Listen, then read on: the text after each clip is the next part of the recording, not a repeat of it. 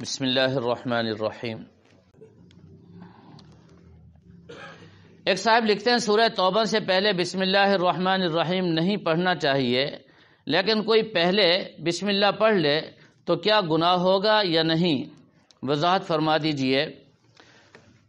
سورہ توبہ سے پہلے بسم اللہ نہیں ہے، اگر اس کو بسم اللہ سورہ فاتحہ کا جز سمجھ کر پڑھتا ہے تو گناہگار ہے، اور اگر ویسے ہی پڑھ لیا ہے اس نے بسم اللہ الرحمن الرحیم، اس کو خیال بھی نہیں تھا تو کوئی حرج نہیں ہے، لیکن بہتر یہی ہے کہ سورہ توبہ سے پہلے سورہ انفال ہے غالباً، سورہ انفال کا جو آخری حصہ ہے اس کو سورہ توبہ کے ساتھ ملا کر پڑھا جائے، وقف بھی نہ کیا جائے۔ بہتر اور افضل یہی ہے، بسم اللہ یہاں نہ پڑھی جائے۔